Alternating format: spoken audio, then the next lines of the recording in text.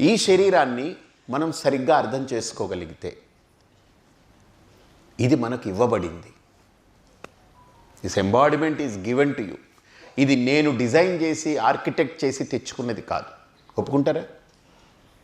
ఇప్పుడు మనం పుట్టిన తర్వాత మనకు జుత్తు లెఫ్ట్గా రైట్గా లేకపోతే స్ట్రైట్గానా ఇంకోట ఎలా బాపా లేకపోతే టాపా అది మనం డిజైన్ చేయొచ్చు. పుట్టిన తర్వాత మొలిసిన తర్వాత డిజైన్ చేయొచ్చు. అసలు ఈ పుట్టుకని మనమేం డిజైన్ చేసుకోలే. పోనీ మన తల్లి తండ్రి చేశారా అని అంటే వాళ్ళు కాదు, వాళ్ళు నిమిత్త మాత్రులంతే. ఏం జరిగిందో తెలీదు, కానీ ఏదో జరుగుతూ ఉంది అంతే. సో డాక్టర్లు దీనికి ఆర్కిటెక్ట్ కాదు, నేను కాదు, నన్ను కన్నా నా తల్లిదండ్రులు కాదు. విచిత్రం.